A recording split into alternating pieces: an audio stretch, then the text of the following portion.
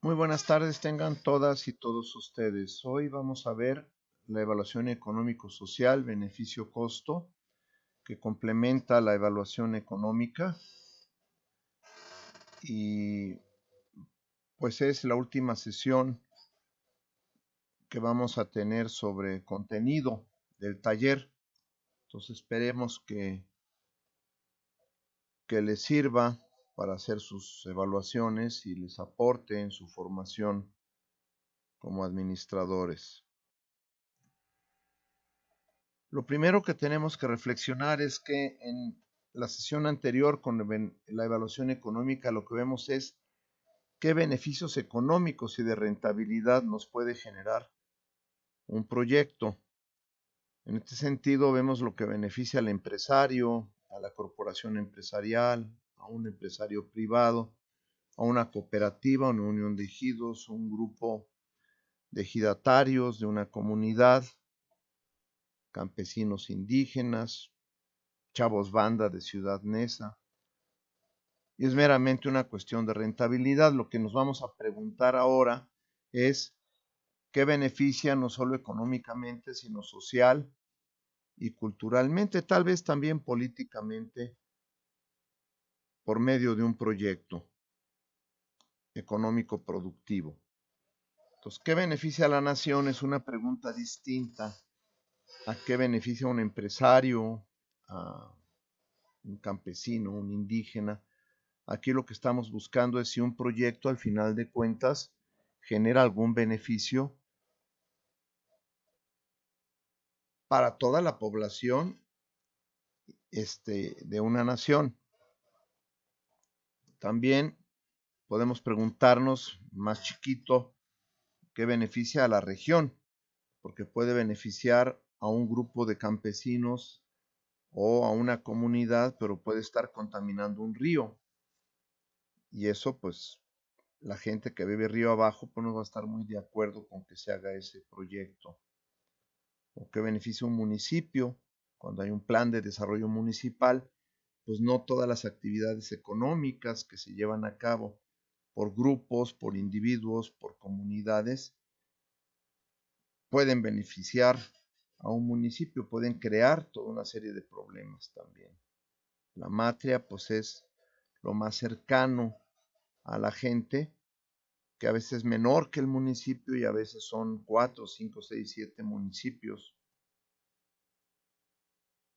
La comunidad misma, cuando se hace un proyecto, ya he hablado yo de producción de cerdos en el caso de Yucatán y de otras actividades, pues que vienen a perjudicar la vida comunitaria, aunque los directamente involucrados en esa actividad productiva estén recibiendo beneficios económicos. Entonces aquí la pregunta es distinta, ¿no? Lo que beneficia al barrio, ¿verdad? En todos estos casos, ahora lo que tenemos que comparar son beneficios contra costos. Y esto no necesariamente es económico. En la evaluación económica lo que vemos en el valor presente neto de alguna manera es ingresos menos egresos entre inversión, ¿no? Y es una medida económica que es fácil de calcular cuando hay datos, ¿no? Ya están ustedes haciendo ahorita su evaluación y empiezan a encontrar problemas con información de cuánto cuesta tal equipo o cuánto se logra vender un producto, pero son datos relativamente fáciles de obtener a través de encuestas, de entrevistar a informantes clave. Entonces, cuando hay datos, pues una evaluación económica es relativamente sencilla de calcular. La evaluación social van a ser ventajas menos desventajas entre recursos aplicados, ¿sí? Y esta es difícil de calcular y estimar, incluso cuando hay datos. Cuando hablamos de contaminación de un río, que es una desventaja, y la ventaja pues es la actividad productiva que va a generar empleo en una comunidad, y los recursos aplicados, pues es tiempo, es dedicación a la actividad, ¿sí? Y expectativas de la misma gente de los beneficios que pueden llegar a obtener, pues son variables difíciles de medir. A veces la contaminación de un río no queda claro qué tanto se debe al proyecto y qué tanto maleficia, ¿sí?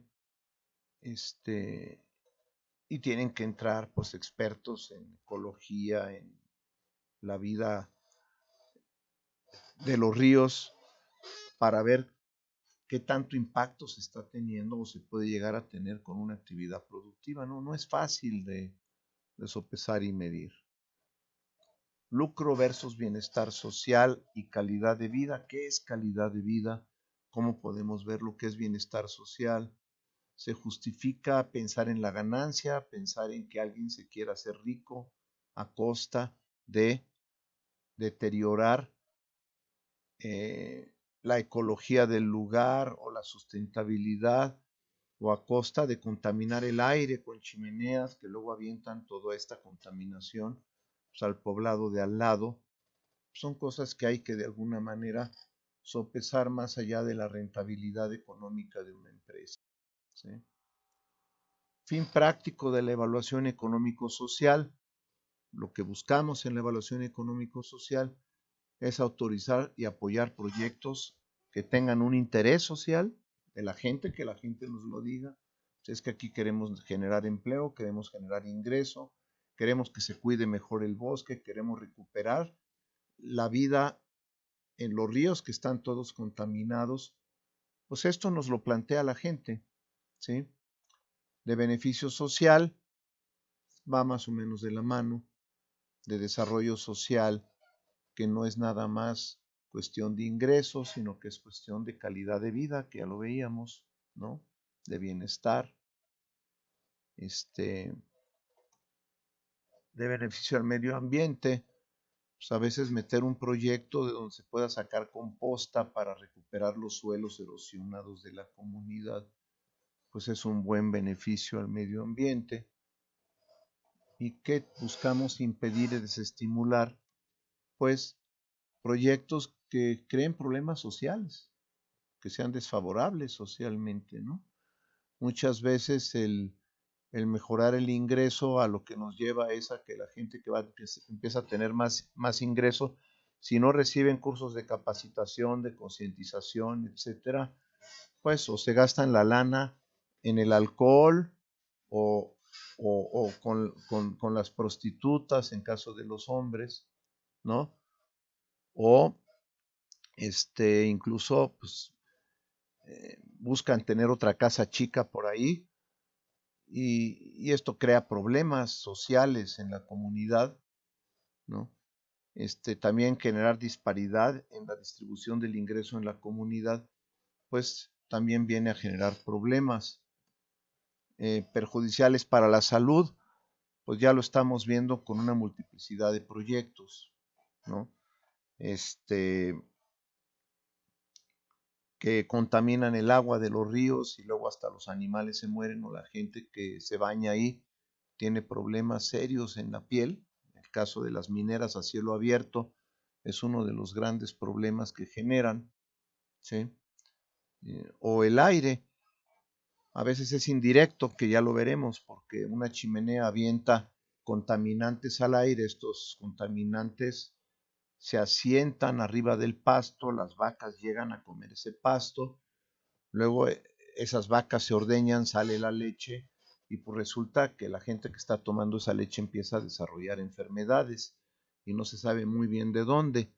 Entonces el problema de la contaminación, de los efectos perjudiciales de los proyectos, pues tiene muchísimas implicaciones, ¿no? Alterar el medio, pues simplemente hacer una carretera de 6 carriles altera el medio, ¿no? Y evita que los animales migren. Son cuestiones que se tienen que estudiar para poder poner pasos para que los animales puedan pasar por abajo de la carretera de una región a otra, ¿sí? Y a veces, pues obviamente una mina viene a alterar el medio o o los parques eólicos que yo he estudiado tanto en el Istmo de Tehuantepec, pues tienen un deterioro en el paisaje impresionante. En países como Noruega, como Dinamarca, tanto las carreteras como parques eólicos, como todo este tipo de obras, son sujetos a toda una regulación y vigilancia social impresionante para que no vengan a alterar de entrada el medio ambiente. ¿Mm? O el ruido. En Holanda es curioso porque uno va por una supercarretera de 6 carriles y de repente del lado derecho uno ve una pared de vidrio que tiene como 10 metros de altura y casi 1 kilómetro de largo. Y uno dice, bueno, esto, pues, ¿por qué es? Uno pregunta, bueno, es que los pueblos que están a 500 metros de la carretera escuchaban el ruido de los trailers y de los camiones y de todo y metieron una queja y el gobierno tuvo que poner esa pared de vidrio para que el ruido de la carretera no llegue hasta esos poblados. Eso es una contaminación acústica, ¿sí? A lo siguiente, hay dos tipos aquí de decisiones a considerar cuando hacemos una evaluación económico-social. Las selectivas. Todos los proyectos en general, los recursos que se van a utilizar para que se lleven a cabo y se vuelvan empresas, pues usan fondos y recursos limitados. De entrada el terreno es limitado, porque si tenemos un terreno de 1000 metros, o hacemos un proyecto ahí o hacemos otro, no podemos hacer uno arriba de otro. Además hay limitaciones en financiamiento, hay limitaciones en agua, hay limitaciones a veces en materia prima, ¿sí? Entonces no es sencillo pensar que podemos hacer un uso infinito de los recursos y eso implica decisiones selectivas, o hacemos un proyecto o hacemos otro. Criterios de beneficio o no maleficio también, y se tienen que ver con la gente. O sea, ¿qué es un beneficio para una comunidad? Les pongo un ejemplo. Para una comunidad que tiene muchos chavos adolescentes que no tienen empleo, no tienen trabajo y están viviendo ahí, pues poner una empresa que genere empleo y les dé una actividad productiva a estos muchachos y les dé un ingreso, puede ser considerado un beneficio. Mientras que en la comunidad de al lado, donde a lo mejor los jóvenes ya migraron y están en Estados Unidos, en el Bronx de Nueva York, lavando platos, arreglando jardines, alguno estudiando alguna carrera universitaria y que mandan money orders a su comunidad, ¿sí? Que mandan remesas, pues esa comunidad ya no tiene muchos jóvenes ahí y meter un proyecto intensivo en mano de obra a lo mejor los va a perjudicar porque no van a tener gente para poder trabajar ese proyecto, ¿sí? Entonces, ahí a lo mejor se requiere una empresa más intensiva en mano, en capital, ¿sí? Que sería pues, relativamente contradictorio a lo que uno piensa, ¿sí?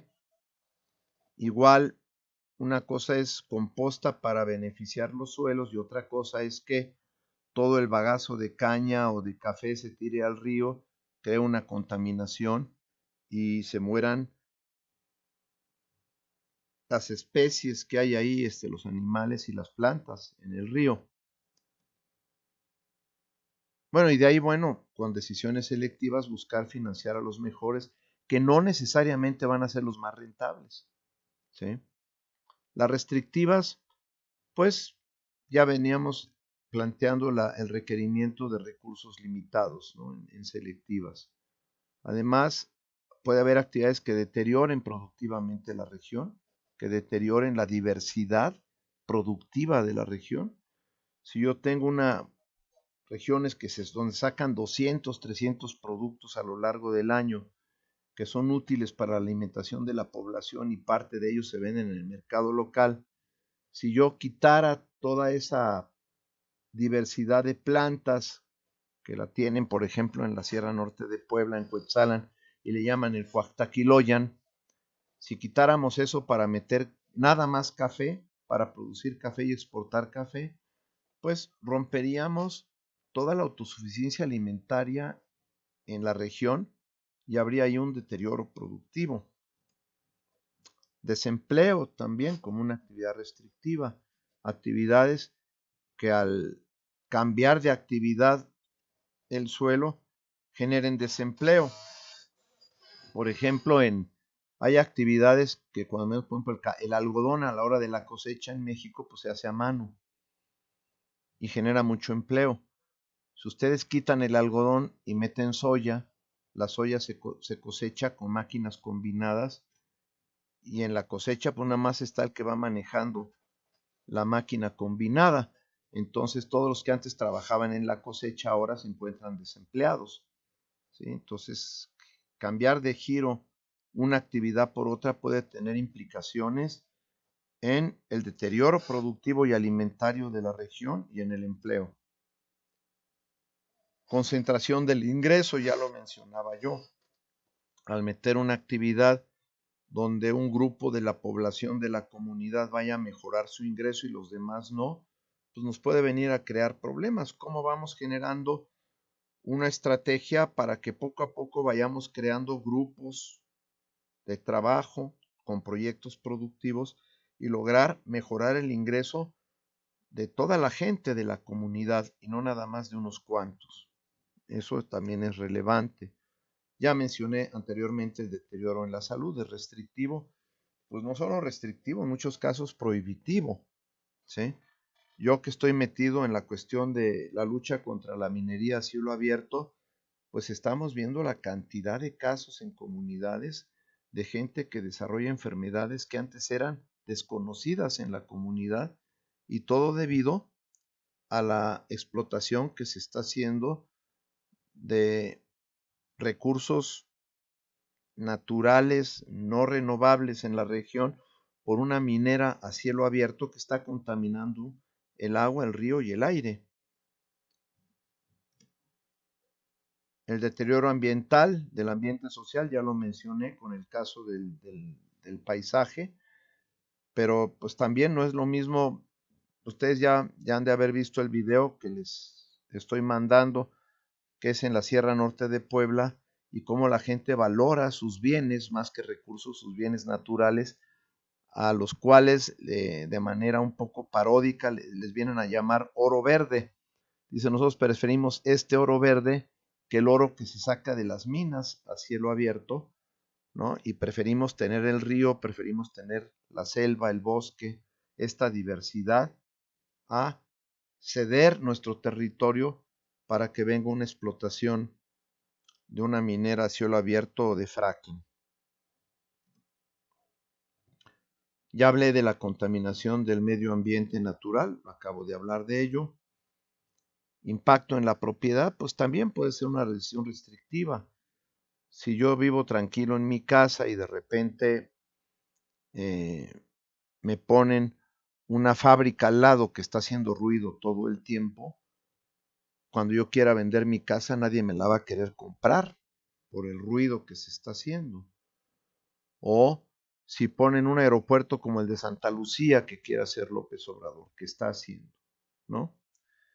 Y bueno, las casas que van a quedar abajo de la ruta de despegue o de aterrizaje de los aviones van a caer en precio porque a nadie le gusta vivir en una casa donde cada 3 minutos escuchan el ruido de un avión, donde hasta las ventanas tiemblan. Esto pasa en la colonia esta de Buenavista, que está pegada al aeropuerto actual de la Ciudad de México, y los aviones pasan a veces a pues 30, 40 metros de los techos de los edificios. Y pues ahí esto cae de valor, o tener un departamento en un cuarto piso en un edificio y te vienen a hacer un distribuidor vial de esos que hacen en la Ciudad de México como arañas gigantescas y de repente pues tú empiezas a ver a 2 metros de tu ventana pasando trailers, pasando coches, pues te arruinaron el valor de tu casa. Esto en Inglaterra el gobierno te tiene que pagar por la caída del valor de tu propiedad. Y aquí en México pues ni siquiera se les ocurra poner una demanda, ¿no? Porque puede salir contraproducente. ¿Cómo medir, valorar y precisar estos efectos que les acabo yo de mencionar? No es sencillo, o sea, ¿qué tanto se cae el valor de una propiedad porque te hagan un distribuidor vial y pasen los coches a 2 metros de tu ventana? O que pase un avión volando arriba de tu casa. Estoy en necesidad de valorar, precisar estos efectos para ver el impacto negativo que va a tener una obra, en este caso en el valor de la propiedad. ¿Cómo valorar que se pierda una especie como la vaquita marina en Baja California? Que es un pez que no llega al metro de largo. Y pues habrá gente que dicen, bueno, pues que se desaparezca, ¿cuál es el problema? Se han desaparecido miles de especies, ¿sí? Y habrá otra gente que pues va a valorar el hecho de que podamos mantener la biodiversidad en el planeta. O sea, ¿cómo identificar todos estos efectos en un proyecto? ¿Qué tanto un efecto, o sea, un proyecto va a afectar toda una serie de variables que se desconocen? Pongo un ejemplo ahorita porque es un hecho real. En el caso de la Riviera Maya de Cancún, de toda esta zona de playas donde hay una bola de hoteles, y empezó a afectarse los arrecifes y el coral, y se pensó que era la contaminación de los hoteles, y se hizo toda una investigación para ver qué estaba afectando el coral, y resultó que era un hongo que nos llega desde el Sahara. Ahorita estamos teniendo ese efecto y no lo han hablado, está llegando polvo desde el Sahara por el viento, se ha dicho que en Yucatán la gente no salga, que el polvo puede dañar a la gente que tiene asma, etcétera. Bueno, el problema es que con este polvo vienen esporas de hongos y de enfermedades y plagas. A lo mejor nos está llegando por ahí también coronavirus, uno no sabe, pero estas esporas al caer en el mar se vuelven en, acuáticas y germinan, y entonces este hongo ataca los arrecifes. Y el problema nos viene desde África. Ahorita tendríamos que demandar a los países que están en el Sahara por la contaminación que nos está llegando de estas esporas, que va a atacar más todos los arrecifes del Caribe, ¿no? Y uno no pensaría que nos llegaba de ahí. Uno pensaría, pues al ver un tubo de un hotel que está aventando, aunque sea agua tratada, la está aventando al mar o a algún lugar, de no, pues es que es este agua la que está matando los arrecifes, y resulta que no, ¿ya? ¿Cómo comparar, priorizar con base científica todos estos efectos de dos o más proyectos? ¿Cómo saber si este contamina más que el otro o este beneficia más que el otro, el medio ambiente? ¿Cómo estimar en qué grado un proyecto contribuye a mejorar el ambiente social o lo social, armonizar más la economía, crear empleos, mejorar el nivel y distribución del ingreso, incrementar y regular la oferta de bienes y servicios, uso y no abuso de los bienes y recursos de forma sustentable, obtener y otros bienes y recursos limitados? ¿Cómo valorar todo esto? ¿Cómo precisar los niveles adecuados de impacto? ¿Sí? Cuando muchos de estos niveles adecuados de impacto tienen que ver con la ética de un lugar, la moral, la costumbre, la religión. ¿Sí? Por ejemplo, cosas raras en comunidades que son sabáticos y evangelistas, a lo mejor, pues no comen ellos carne de cerdo. Y si es una comunidad de estas, pues no van a querer que entre ni siquiera una empresa transnacional a producir cerdo en la comunidad, porque para ellos va en contra de sus preceptos religiosos. ¿Sí? Este, Cuestiones morales, donde en ciertas colonias pues no quieren que les pongan un table dance o un bar o una delegación de la policía. ¿Sí? Entonces hay muchas cosas que se definen de acuerdo a este tipo de cuestiones, ¿sí? Además, pues de criterios ecológicos, ¿no? Y criterios que tienen que ver con el beneficio social que puede generar un proyecto en una comunidad. Esto depende de las formas y mundos de vida de la gente, de la cosmovisión, de la ontología, de cómo conciben ellos de las cosas que son, ¿no? Proyectos que fomenten la individualidad de la gente, por ejemplo, en comunidades tojolabales que valoran mucho lo nosotros, se habla de lo nosótrico en esas comunidades, pues no van a querer un proyecto que venga a estar promoviendo ideas neoliberales sobre la libertad individual en contra de los derechos de las comunidades, por ejemplo. O sea, aquí hay necesidad que la sociedad en sus distintos niveles defina clara y transparentemente todos estos aspectos a considerar y que nos plantee la ponderación, la importancia relativa de que se puede asignar a cada uno de ellos. Entonces habrá comunidades que valoran mucho sus principios religiosos, habrá otros que valoran mucho generar empleo, habrá otros que valoran mucho no contaminar el río, otras que valoran mucho mejorar el bosque que tienen. Cada comunidad va a tener un criterio distinto y le va a asignar pues más ponderación a generar empleo, otros más ponderación a no contaminar el río. Va a depender, ¿sí? ¿Cómo se decide esto? ¿Quién representa y quién decide por otros? Bueno, cuando es un proyecto de impacto comunitario, diría que la comunidad tiene que decidir. La nación no debe de decidir esto, ¿no? ¿Qué legitimidad y capacidad tiene quien decide? Para mí no es el banco, no es el que mete el crédito, sino son los actores involucrados y a veces en comunidades, en regiones, pues hay actores confrontados. Los ganaderos quieren tumbar bosque para meter más ganado y las comunidades quieren mantener el bosque porque el bosque atrae lluvia y eso garantiza que sus manantiales y acuíferos tengan agua. Entonces hay veces que los intereses están confrontados, ¿sí? Métodos para evaluar proyectos socioeconómicos. Todo lo que les voy diciendo son cosas que tenemos que aplicar en otra parte que vamos a ver ahorita. Entonces, los métodos para evaluar en proyectos económicos, uno de ellos de participación social. Hay un método que vamos a ver que se hace con la gente en asamblea.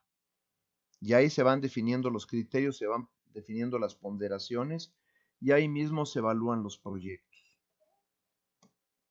Hay otro que son determinación y ponderación de efectos económicos sociales.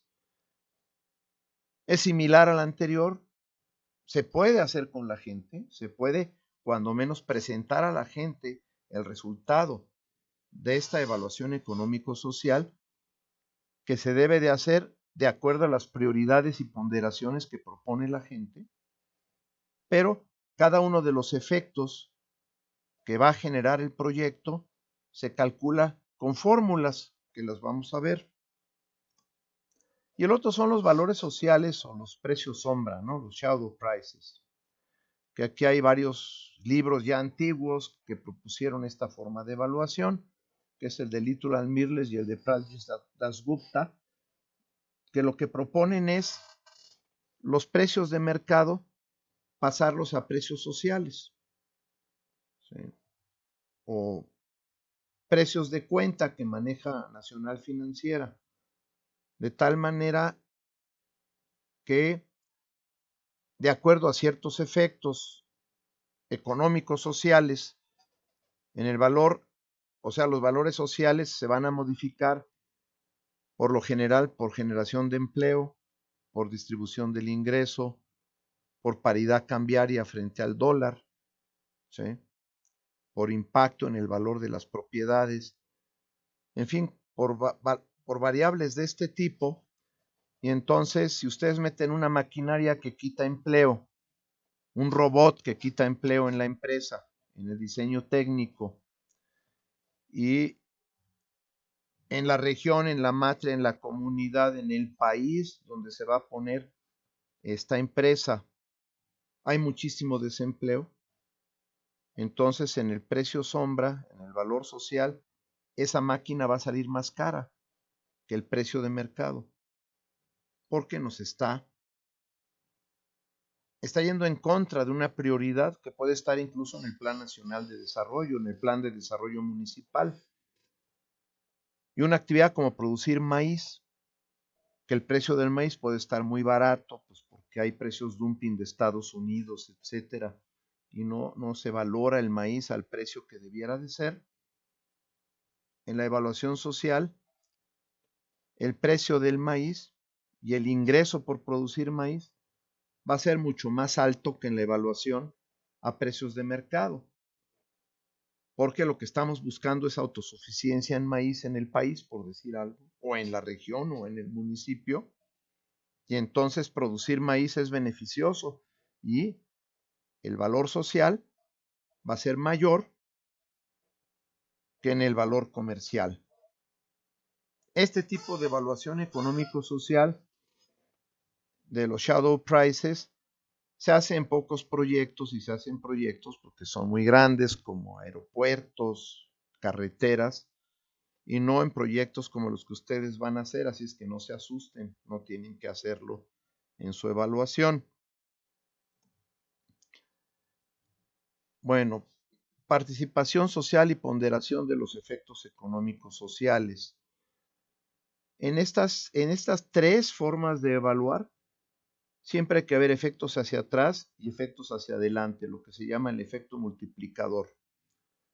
Los efectos hacia atrás es, si yo tengo una fábrica de coches, que es un buen ejemplo, pues la fábrica de coches no fabrica las llantas, los neumáticos, eso se hace en otra fábrica.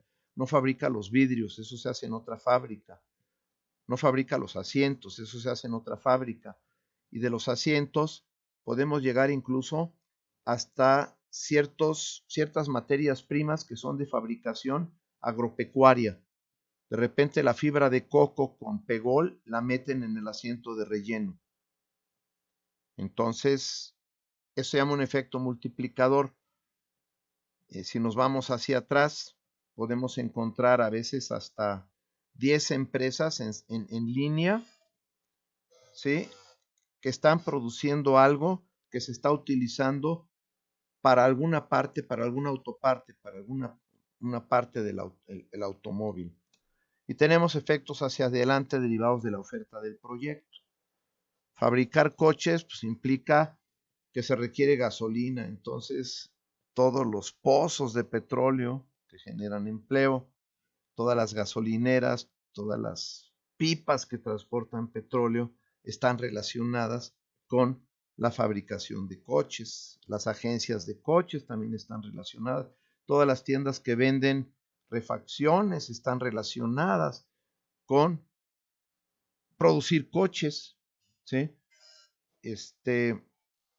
Hasta los mecánicos que van en la carretera y que tienen pintado en su vidrio mecánico, tratando de captar coches que están descompuestos en la carretera, deben su empleo, su actividad, su capacitación, deben su todo al hecho de que existen coches. Si dejaran de existir los coches, si encontráramos otra forma de transportarnos, toda esta red de actores que tienen un ingreso, que producen algo, desaparecerían y aparecería otra red de actores relacionados con esa nueva forma de transportarnos. Entonces, eso es un efecto hacia adelante y un efecto hacia atrás. Cuando hacemos una evaluación económica social, ¿qué tanto hacia atrás y hacia adelante tenemos que irnos? Pues va a depender de la actividad. Efectos directos, causa-efecto, ¿no? Relación inmediata. ¿Qué efecto directo puede haber? Pues el coche con las llantas. Es un efecto directo. La fábrica está comprando y demandando llantas para poder vender los coches. Pero no puede vender coches sin llantas, sin vidrios, sin asientos. ¿Sí? Efectos indirectos, relación colateral. Pues ahí sería el productor de cocos en la costa, al que le están comprando la fibra para poderla meter de relleno en los asientos y a veces hasta de autopartes, porque ahora mezclan el plástico con fibras naturales para bajar la composición de plástico y posibilitar que cuando ese coche ya no sirva y se descuartice, etcétera, ese plástico pueda ser reutilizado. Bueno, obviamente todo esto de los eslabones de las cadenas que yo les estoy mencionando. Ya hablé del efecto multiplicador. Ahora, la reacción en cascada aquí es interesante porque, ¿qué sucede? Cuando se puso la fábrica de la Volkswagen, se planteó que esto iba a tener igual con Acapulco como desarrollo turístico, se planteó que esto iba a generar una demanda en la producción alimentaria de la región, porque todos los trabajadores de la fábrica de la Volkswagen o todos los turistas que iban a ir a Acapulco iban a demandar comida y entonces la zona rural alrededor de estas fábricas y desarrollos turísticos iba a beneficiarse porque iban a tener mayor producción, mayor ingreso, iban a vivir mejor. Y a eso se le llama el efecto en cascada, el trickle down. Y Gunnar Myrdal sacó otro concepto que se llama el backwash effect, que es más bien lo que sucede, porque cuando se puso la Volkswagen, los campesinos, en lugar de quedarse ahí para producir alimentos para los trabajadores de la Volkswagen, se fueron corriendo a formarse en la contratación de trabajadores de la Volkswagen. Y sus comunidades terminaron siendo comunidades dormitorio, porque muchos de ellos trabajaban en la Volkswagen o de policías bancarios en Puebla, etcétera, y nada más regresaban a su comunidad los fines de semana para estar con la familia, cuidar de alguna manera algunas de sus actividades, pero pues cuando uno iba a estas comunidades hacía una asamblea ejidal y muchos de los ejidatarios venían con uniformes de la Volkswagen, de policías bancarios, entonces ya habían abandonado la actividad productiva y más bien como en el caso de Acapulco, se llega al extremo donde la mayor parte de todo lo que se consume en Acapulco viene de la central de abastos de la Ciudad de México y los hoteles de 5 estrellas donde llega mucho norteamericano y canadiense a alojarse. Muchos, por ejemplo, todos sus vegetales los traen en avión desde Estados Unidos para garantizarle a sus consumidores que sus vegetales no tienen parásitos como amibas o otros parásitos. Entonces se pierde más bien con este tipo de proyectos la producción en todo lo que le llaman el hinterland, ¿sí? Todo el territorio que rodea estos polos de desarrollo. Pasos para hacer una evaluación económico-social. Primero, identificar los efectos a través de planes, diagnósticos, autodiagnósticos, opinión de la gente que vive ahí. ¿Por qué? Porque tenemos que mantener reducido el número de efectos. Podemos hacer una evaluación económico-social sobre 4 o 5 efectos. Puede ser empleo, contaminación del río, autosuficiencia alimentaria, ¿sí? Mantener nuestros usos y costumbres. Ahí tendrían ustedes 4 efectos y dejarlos ahí, porque si le agregamos otros 10 efectos, ya la relevancia de un efecto se diluye, ¿sí? Luego, identificar dirección y tendencia del resultado deseado. No es fácil. ¿Qué tanta contaminación es mucha contaminación? Ya ven que en México tenemos los IMECAS. Metieron su medida de contaminación particular en la Ciudad de México y no una internacional para no espantar a los turistas y a la población nacional, porque si meten una medida internacional, yo creo que los que vivimos en la Ciudad de México ya no estaríamos aquí, ¿sí? Porque tenemos aquí un nivel de contaminación excesivo. Entonces, hay que buscar y estudiar y comprender la dirección, tendencia y el resultado deseado, ¿sí? Bajar la contaminación de un río, ¿qué tanto podemos bajarla? Y aquí no es nada más con un proyecto, porque los ríos se contaminan regionalmente con una multiplicidad de proyectos. Entonces, para bajar la contaminación del río, pues se tiene que hacer un plan de desarrollo regional donde no haya una sola empresa que esté aventando contaminantes al río. De nada nos sirve que nuestra empresa sea limpia y no contamine el río si tenemos 1000 otras empresas que lo están contaminando. Determinar las variaciones por efecto, establecer niveles, ya lo decía yo, de niveles de contaminación, niveles de autosuficiencia. A lo mejor no logramos la autosuficiencia al 100%, pero si lo logramos en un 20%, a lo mejor hay comunidades que van a decir, híjole, pues ya con eso ya es mucho. Y otras van a decir, no, pues eso no nos sirve de nada. Va a depender. Ponderar importancia relativa, que ya lo mencionaba yo, eso lo hacemos conjuntamente con la gente o a partir del plan de desarrollo nacional o municipal o de la comunidad. Luego hay que llenar el cuadro de cálculo de índices, o sea, esto hay que hacer un cuadro donde tenemos por un lado los proyectos, por otro lado los efectos, lo vamos a ver, y poner la numerología adentro y hacer los cálculos para ver qué proyecto es el que genera más beneficios y menos maleficios en la evaluación económico-social. Van a ajustar y adecuar criterios de ponderación.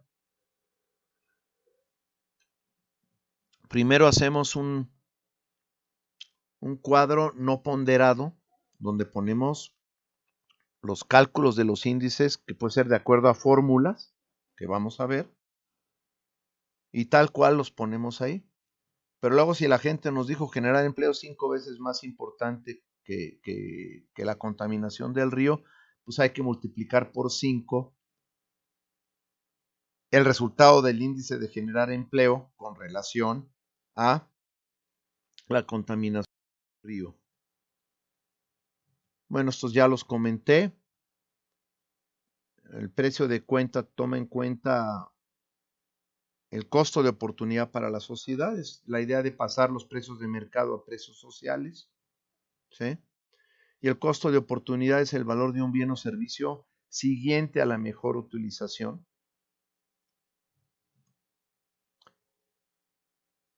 Ya mencioné esta cuestión del ajuste de precio de cuenta a precio de mercado.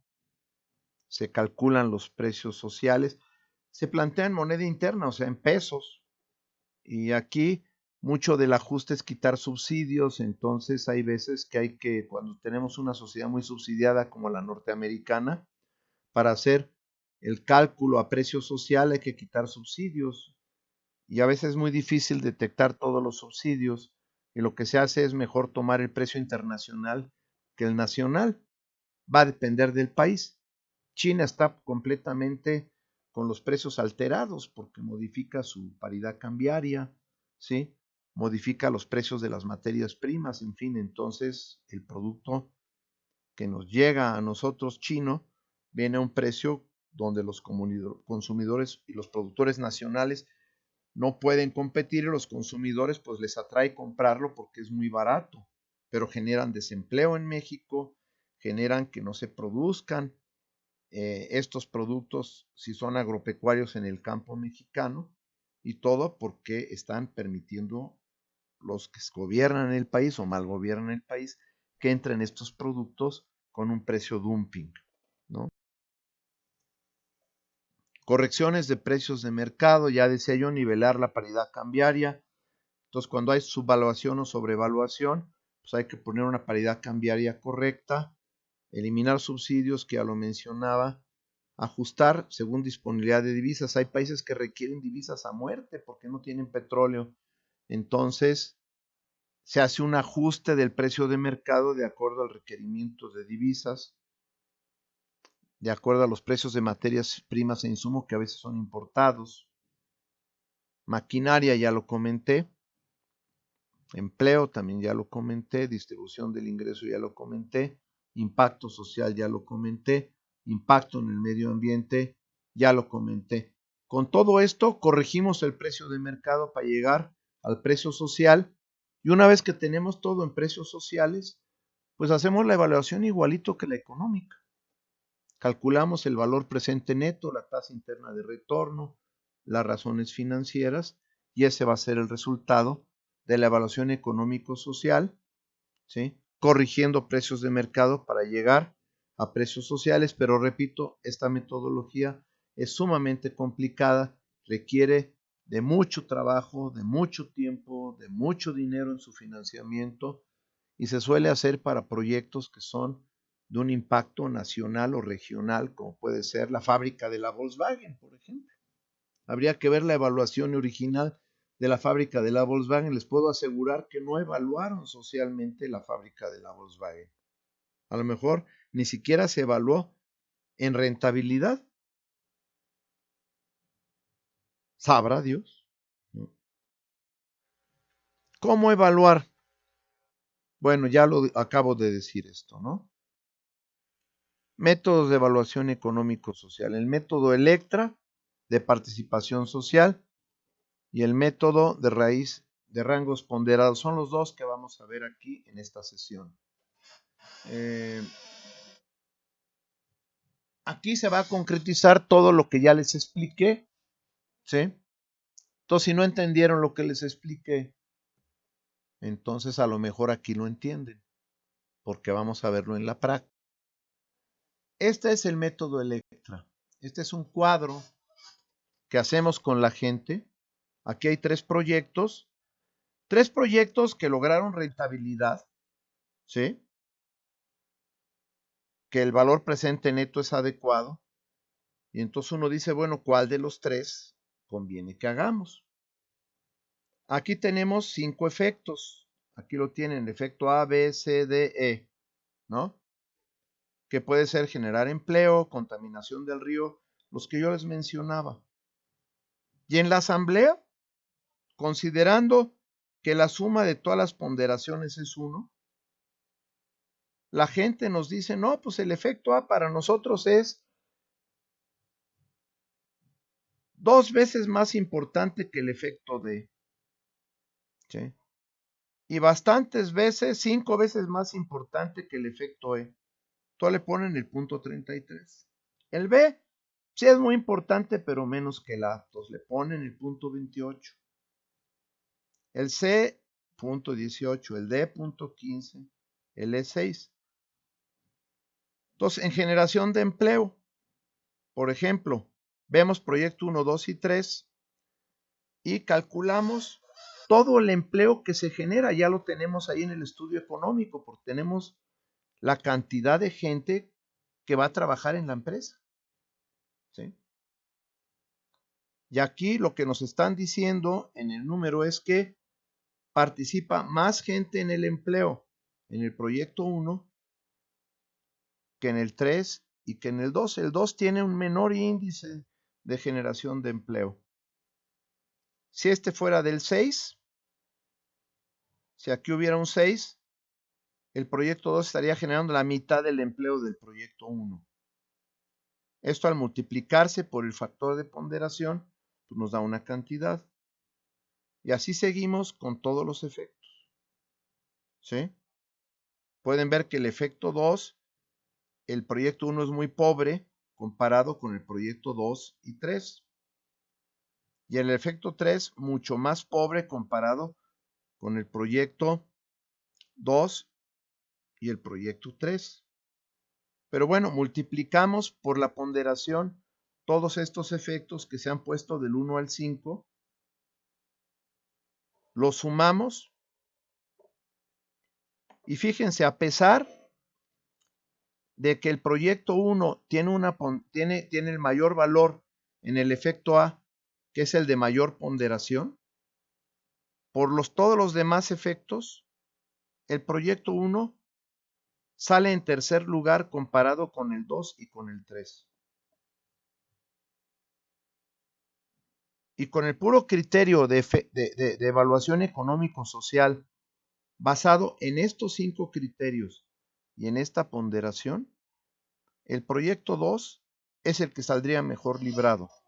Es el que uno diría, Bueno, pues habría que hacer si tiene rentabilidad igual que los demás, o una rentabilidad aceptable que a lo mejor está más baja que en el proyecto 1, pero diríamos sí, pero en el efecto, en la evaluación económico-social es el que está saliendo mejor librado y es el que uno se inclinaría a llevar a cabo para que esta empresa realmente exista en ese lugar. ¿Sí? Bueno, como no hay preguntas, paso a lo siguiente, ¿no? Se ve que todo está muy bien entendido. Metodología de los rangos ponderados. Aquí vamos a usar fórmulas. Puede participar, de hecho, debe de participar también la gente, ¿sí? Pero no es tan participativa, pues aquí los técnicos hacen los cálculos de las fórmulas y lo presentan a la gente. En el método Electra no hay cálculo de fórmulas, ¿sí? Entonces hay que ver los criterios de situación de descarga de impacto cuando es contaminación. Vamos a ver 5 proyectos. Hay 4 criterios. El criterio 3 es cualitativo, que puede ser contaminación de la tierra o del agua. Es mal, regular, bien, muy bien, excelente. Y va a ser recíproco. ¿Por qué? Porque a mayor número de contaminación, pues más mal está la situación, ¿ya? Entonces, a menor número excelente es que haya cero contaminación. Y eso tenemos nosotros que verlo a la hora de pasar este criterio cualitativo a números. ¿Ya? O sea, y lo vamos a pasar de tal manera que a mayor valor haya un mayor mérito. O sea, a mayor número no quiere decir que hay mayor contaminación, sino que hay menor contaminación para poderlo incluir dentro de la evaluación. El criterio 1 es número de empleos generados por unidad de capital. Criterio 2, divisas generales en relación al valor de la producción. Criterio 2, efecto no contaminante del fertilizante. Y efecto 4, coeficiente de productividad. ¿Sí? Nos vamos a ir sobre esos 4 criterios porque la gente o el plan nacional o el plan municipal nos están diciendo esto es lo relevante. Generar empleo, ¿sí? Ahorrar o generar divisas, no contaminar más el medio ambiente, ¿sí? Y lograr una mayor productividad por lo que vamos nosotros a invertir. Aquí está la matriz de indicadores que la tienen ustedes en la lectura de Nacional Financiera, donde tenemos los proyectos por un lado, los criterios por otro, están aquí en letra. La matriz de indicadores, de acuerdo a esos 4 criterios que pusimos nosotros para estos 5 proyectos, es la siguiente. Se aplicaron las fórmulas que vamos a ver y se lograron estos índices. Y el de contaminación del fertilizante todavía está en cualitativo, ¿sí? O sea, el proyecto 5 casi no contamina, ¿sí? Y el proyecto 2 contamina mucho. ¿Ya? Aquí el proyecto 4 es el que genera más empleo, el proyecto 2 casi no genera empleo. Son los criterios que pusimos. Lo siguiente es pasar el cualitativo a número y poner todos los resultados de los índices calculados en el mismo nivel. Y aquí lo tenemos ya todo del 0 al 5. ¿Lo pueden ver? Donde el criterio 3, que es cualitativo, ya lo pusimos en número. Y donde el 5 y el 4, pues son los proyectos que contaminan menos. Y el proyecto 2, pues es el que más contamina porque apenas tiene un 1. Si no ponderáramos el resultado de esta evaluación de matriz de rangos, si nosotros sumamos todos estos números, vamos a obtener que el proyecto 4 y 5 son los mejores y el proyecto 3 casi mejor, pero el 1 y 2 salen muy mal librados. Imagínense que el que es más rentable es el 1. Pero le decimos a la gente, sí, pero mira la madriza que te va a parar ese proyecto 1, ¿no? Ahora la gente nos puede decir, espérate, pero el empleo es algo que nosotros nos pega mucho porque tenemos mucho chamaco que no tiene empleo. Entonces, para nosotros es muy importante. Igual la contaminación del río por el fertilizante es muy importante. La productividad del capital para nosotros no es tan importante. Entonces, ahí se mete la ponderación. Aquí lo que se está haciendo es multiplicar por la ponderación cada uno de los resultados anteriores. Y ponderando, tenemos este resultado para estos criterios de ponderación, donde generar empleo es 12 veces más importante que la productividad del capital, que es el K4, que es 0.5. Por eso si este iba del 0 al 5, aquí ahora va del 0 al 2.5. Y si este iba del 0 al 5, ahora va del 0 al 30. ¿Sí? Agarra mucho más peso. Entonces volvemos a hacer los cálculos, sumamos todos los índices, los rangos ponderados, ya ponderados ahora sí, y nos siguen saliendo como mejores el proyecto 3, 4 y 5, pero el 4 sale mejor que todos los demás, ponderando de esta manera.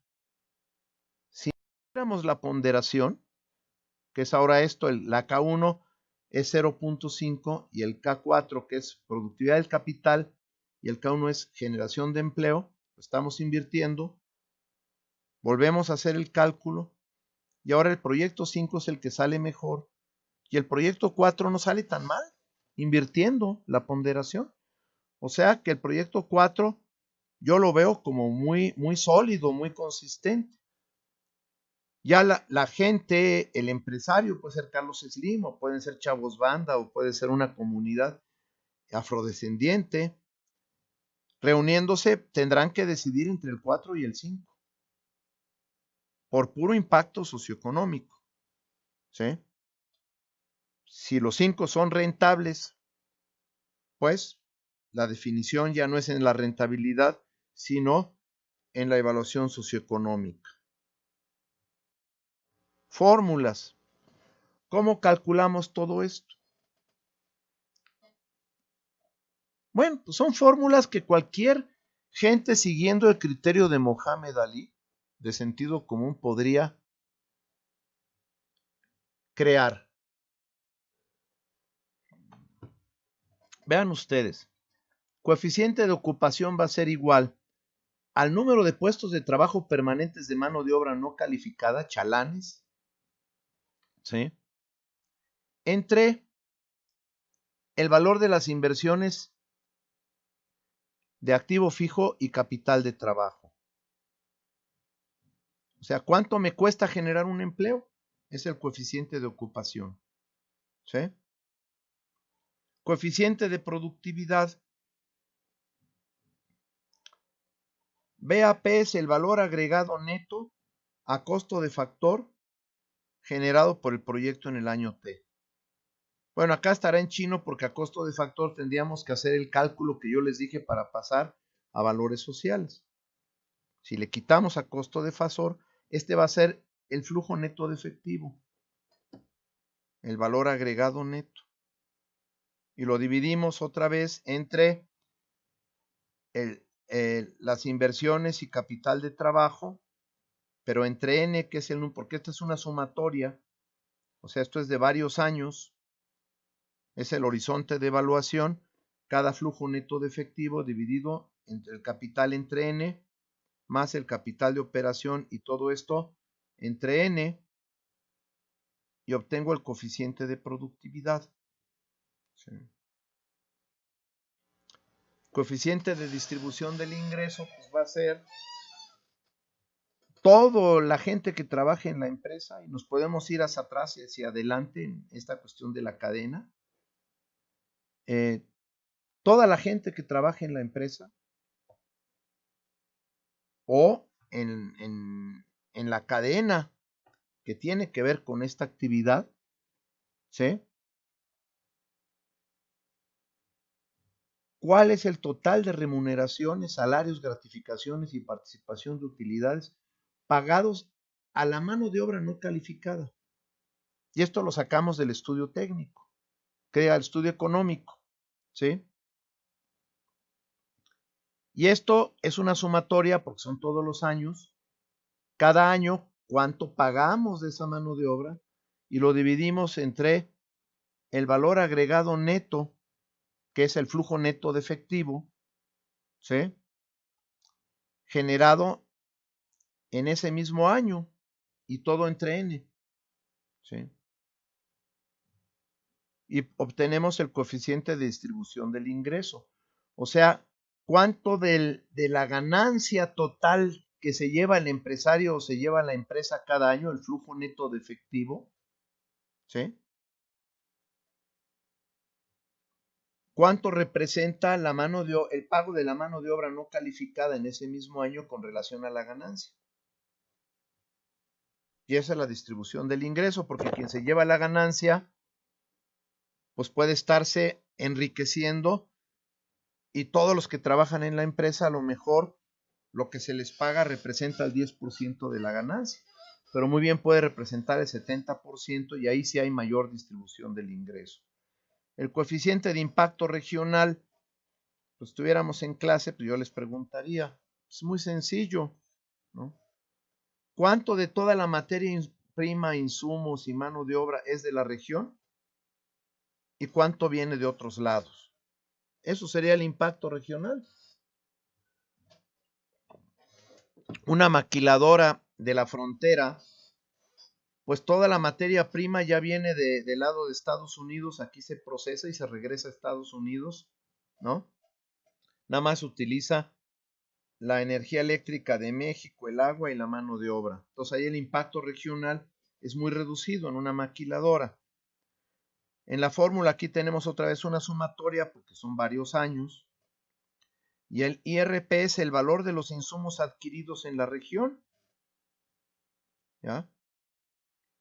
Y el ITP es el valor total de insumos utilizados. Es muy similar al del coeficiente de distribución del ingreso, nomás que aquí estamos midiendo mano de obra, cuánto pagamos a los trabajadores en relación a la ganancia, y aquí es qué adquirimos de la región, incluida la mano de obra, ¿sí? Con relación a lo que se adquiere en la totalidad de la empresa, ¿sí?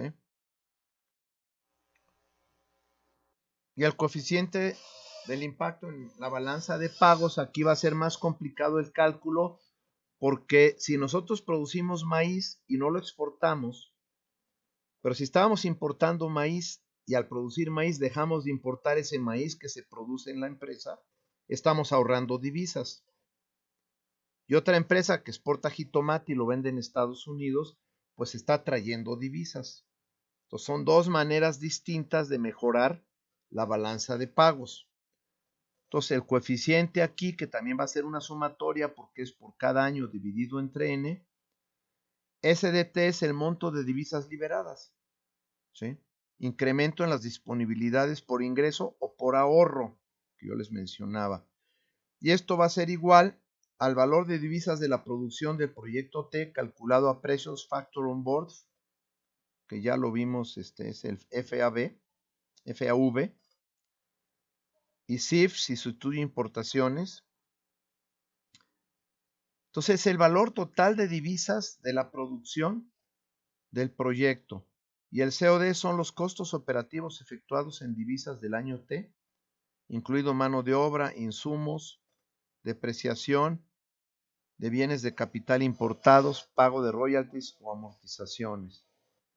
Y N es la vida útil del proyecto. Con esta fórmula nosotros calculamos el impacto en la balanza de pagos. Podemos inventar más fórmulas de acuerdo a los criterios que tenga la gente, que nos digan, oiga, es que pues, nosotros queremos mejorar el monte o quitar la erosión del suelo.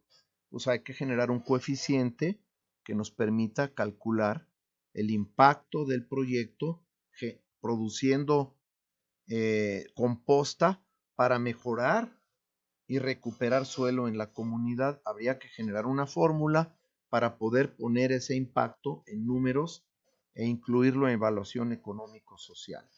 ¿Sí? Bueno, ¿hay dudas? Si no hay dudas, ya habiéndome echado un poco más de una hora en la grabación, pues hasta ahí llegamos. Espero que el video les sirva y lo veremos el miércoles próximo. Entonces los mando saludos.